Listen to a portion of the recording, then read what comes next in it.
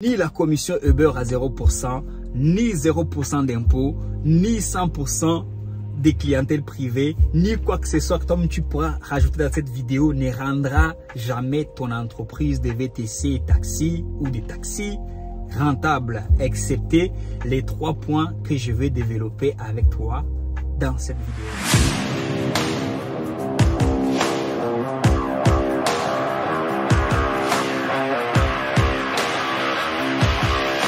Salut à toi, j'espère que tu vas bien. Moi, je vais super bien. Je suis Andersen Isaac, entrepreneur VTC depuis 8 ans.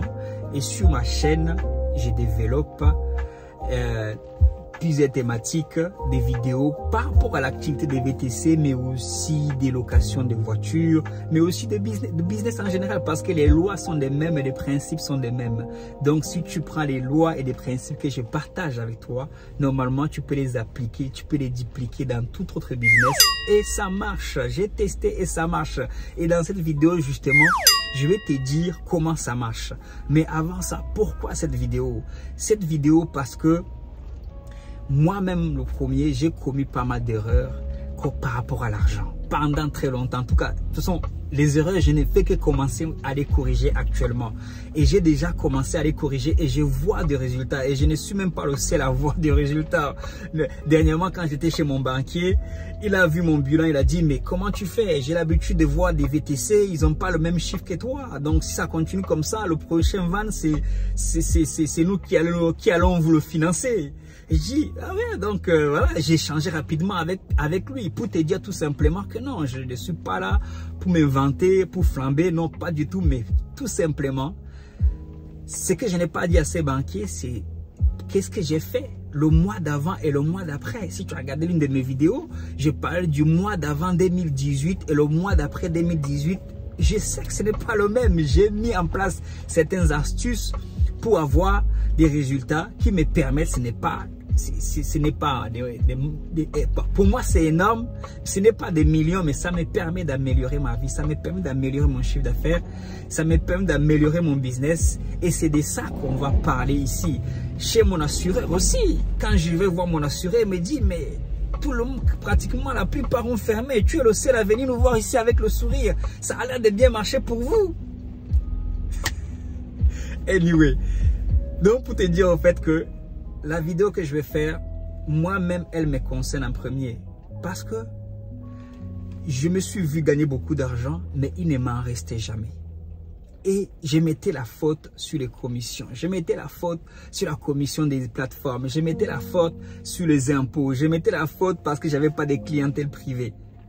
Mais pour au final réaliser que rien de tout ça n'était vraiment la cause de mon manque d'argent, de mon manque de trésorerie. Et d'ailleurs, en me formant justement, en lisant des bouquins, en écoutant des vidéos par rapport aux finances, il y a une phrase qui revient souvent et qui me parle beaucoup. Ce n'est pas combien tu gagnes qui compte, mais c'est combien tu gardes. Donc ce qui compte, ce n'est pas les revenus, ce n'est pas le chiffre d'affaires, ce n'est même pas le bénéfice que tu engendres, mais c'est combien de cet argent que tu parviens à garder. Ça, c'est la raison de la vidéo. Donc, moi, dans cette vidéo, je vais te dire comment tu peux parvenir justement à garder un maximum d'argent et pourquoi tu dois garder. Et à la fin, comme je dis, j'ai trois astuces qui ont été testées et approuvées pour pouvoir justement garder ton argent. Non seulement pas que le garder, mais le faire fructifier. C'est pas tout de garder l'argent, c'est pas tout d'avoir cet argent. Mais revenons d'abord un peu sur le pourquoi. Pourquoi on gagne de l'argent et on ne parvient pas à garder cet argent? Tout simplement parce que nos habitudes de consommation vont s'adapter, vont toujours s'adapter au montant, au revenu que nous gagnons. Tu vas voir un monsieur, ça c'est un constat qui est fait de façon générale, mais même dans l'entreprise c'est pareil. Un monsieur qui gagnait auparavant peut-être 2000 €, aujourd'hui commence à gagner 5000 €, mais il se rend compte que bien sûr il a besoin d'une nouvelle voiture, il a besoin d'une nouvelle maison, de nouveaux appartements dans un quartier aisé. Et à la fin, il lui reste toujours pas grand-chose à la fin du mois, tout comme quand il gagnait les 2000 €. Tout simplement. Parce que c'est qui justifie, au fait, c'est qui justifie la phrase auparavant. Ce qui compte, ce n'est pas combien tu gagnes, mais combien tu parviens à garder. Pour garder cet argent, il faut développer une autre discipline. Il faut développer, il faut décider déjà de développer une autre discipline pour pouvoir justement garder cet argent. Donc, premièrement, tu gagnes l'argent. Tu gagnes de l'argent. Et cet argent arrive sur ton compte. Tu dois d'abord te débrouiller. Ça, c'est le premier pas. Ça, c'est le premier, le comment tu vas y arriver. Je n'ai pas pour but de faire une longue vidéo aujourd'hui. C'est pour le comment tu vas y arriver. Le premier pas déjà, c'est de contrôler, d'être à l'aise, de te familiariser avec tes chiffres, de savoir ce qui rentre tous les jours et ce qui sort. Et ça là, je lui dis comme ça, oui c'est simple, qui va me dire, oui mais attends, mais je sais ce que je gagne pas, je sais ce que je gagne pas par jour et malgré tout, oui, tu sais ce que nous tous, on sait ce qu'on gagne, mais en général, on ne sait pas forcément par jour combien on dépense aussi. On n'a pas forcément le temps, on dépense et puis inconsciemment, je ne sais pas d'où qu'on a pris ça, la majorité des gens en plus, et on essaie d'oublier rapidement. On a acheté des trucs, on essaie d'oublier justement parce que ça fait toujours mal de dépenser ton argent, l'argent que tu as gagné difficilement. Mais le premier pas que je te dis ici, d'abord, il faut contrôler tes entrées, tes sorties et tes entrées. Et cela consiste s'il faut même aller sur ton compte pro tous les jours, ton compte de banque tous les jours pour voir, ok, j'ai rentré ça. S'il faut répertorier sur un papier, tu écris, ça est rentré. Ça est rentré, ça est sorti. Comment j'ai fait pour rentrer plus et comment j'ai fait pour sortir moins. C'est tout. En fait, comme on dit aussi, une question bien posée apporte toujours et contient toujours des éléments de réponse. Comment je fais pour gagner plus? Comment je fais pour dépenser moins? Dans des questions que tu te poses comme ça, là, tu as des réponses. Tu as des réponses. Peut-être qu'il il va falloir sacrifier certaines dépenses. Il va falloir éviter d'aller dans certains endroits où tu te pousses à dépenser comme moi. J'ai des magasins. Pour dépenser, quand j'ai envie de me discipliner à dépenser moins, je vais moins dans des magasins. Parce que je suis quelqu'un qui va dans des magasins, voir quelque chose qui me plaît, que ce soit pas forcément je vois quelque chose qui me plaît, ça peut être une lampe de bureau, ça peut être je sais pas, des pots artificiels, des choses comme ça pour mon bureau, ça peut être n'importe quoi, mais je vois et ça me plaît, j'ai envie d'acheter. Moi, ma discipline consiste tout simplement pour contrôler mes dépenses. Je dis, ok, c'est moi si je vais pas au magasin. Ou si je vais au magasin, je vais avec une liste déjà écrite, j'y rentre, je prends ce que j'ai à prendre et je fouille parce que je me connais. Peut-être toi, c'est autre chose qui va marcher. Donc ça, c'est le premier pas. Le deuxième pas, le comment, justement. Le deuxième pas consiste à dire, ok, maintenant, je m'organise. À chaque mois, je vais garder au minimum 30% de mon chiffre d'affaires. Au minimum, au minimum. Moi, perso, là où je suis, je garde pratiquement 50%. C'est-à-dire que si je fais 8 000 € de chiffre d'affaires, au minimum, je dois garder 4 000 € sur mon compte. Ça, c'est un objectif que je définis. Des fois, c'est un peu moins et des fois, ça peut être un peu plus. Donc, 30%, c'est pas compliqué. Que tu gagnes, comme je dis, c'est pas combien tu gagnes. Que tu gagnes 2 000 €, que tu gagnes 3 000 €, que tu gagnes 5 000 €. Décide de garder sur ton compte à la fin du mois, tu dois regarder. Ça va aller en augmentant. Ça veut dire que si le premier mois tu as gardé 2 500 € sur ton compte, ça veut dire que le deuxième mois tu vas devoir regarder, tu vas dire, ah oui, tu vas regarder tous tes comptes, j'ai 5 000 €. À moins que tu les aies investis. Ça, c'est le troisième point pour finir. Le troisième point, c'est le but, c'est pas juste de les garder, je sais pas, comme lui de finesse, et de les cacher. Non, le but, c'est de les prendre aussi, d'aller les investir. Et là, le troisième point, justement, sur le comment, va demander encore un peu plus d'efforts. Mais maintenant que tu as décidé que tu allais contrôler, maintenant que tu as décidé que ce n'était pas à la faute de Uber, ni la faute de l'État, ni la faute de la clientèle privée que tu n'avais pas, et que tu pouvais toi-même améliorer ta vie, en faisant la moitié même du chiffre d'affaires qu'est Andersen,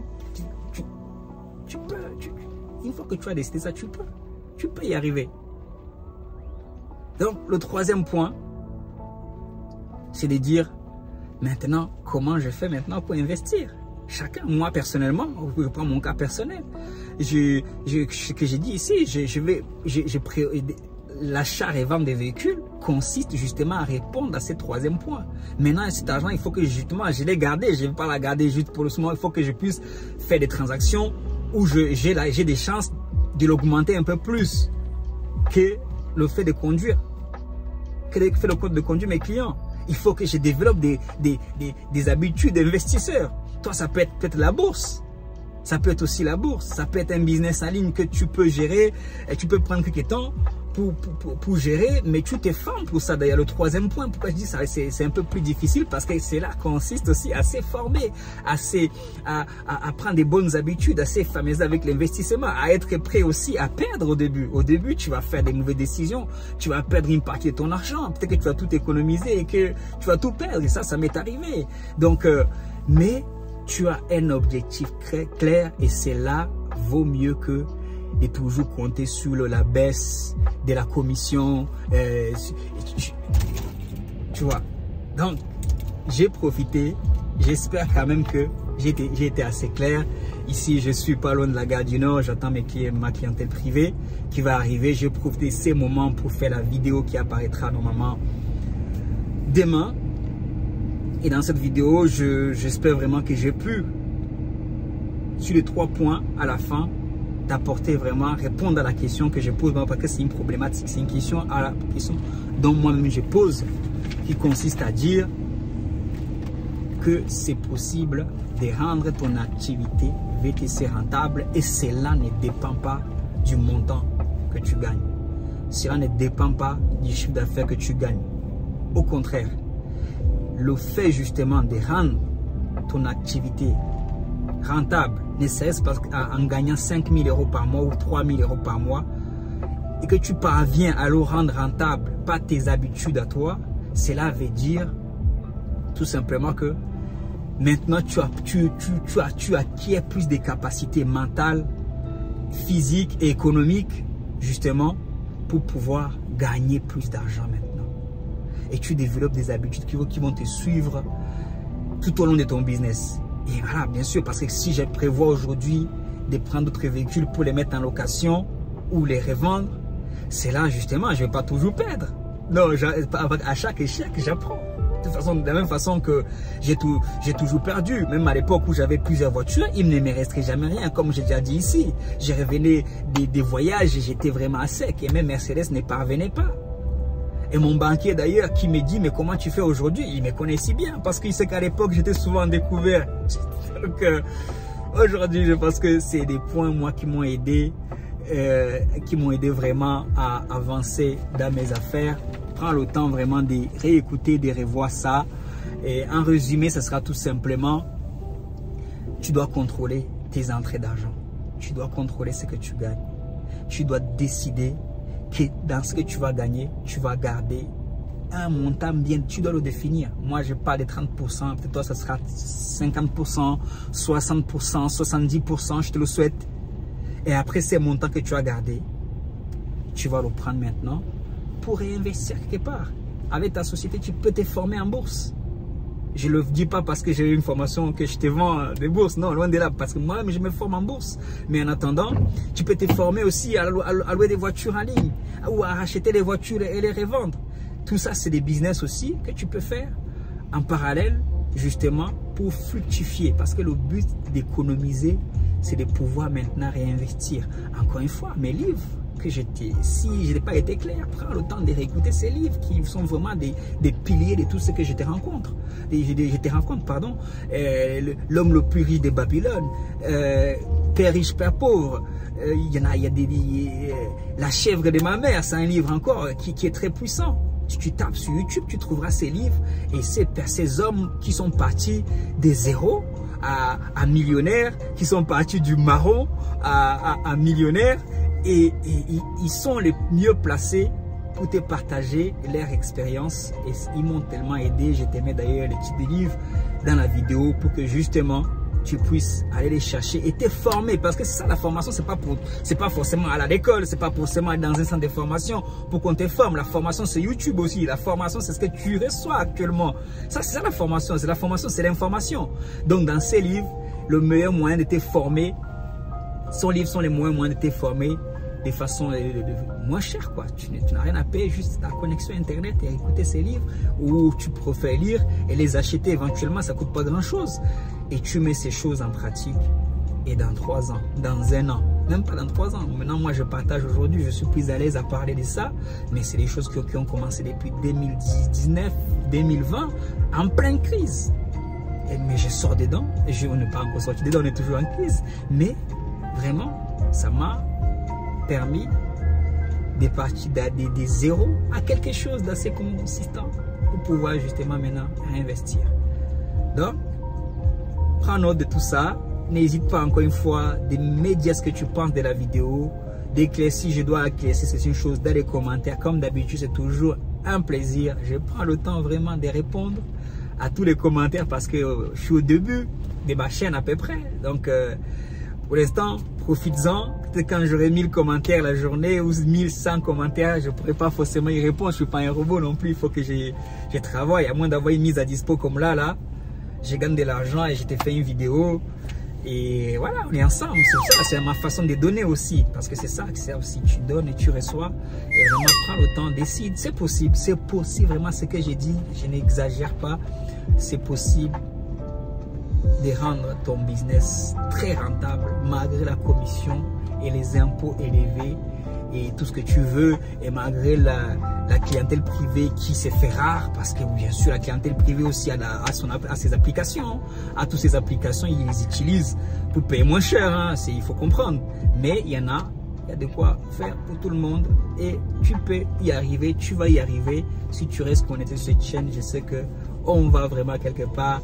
Donc n'oublie pas de t'abonner, de laisser un like pour m'encourager, pour permettre aussi à ce que un maximum de personnes puissent avoir ces contenus de qualité par rapport à l'activité des VTC, ce qui pratique ou pratique. Ça, c'est pas de la théorie.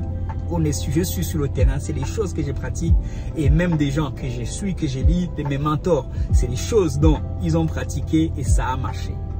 Donc, prends soin de toi et n'hésite pas à partager à quelqu'un à qui ça peut aider. À très vite dans la prochaine vidéo. Ciao, ciao, bye bye.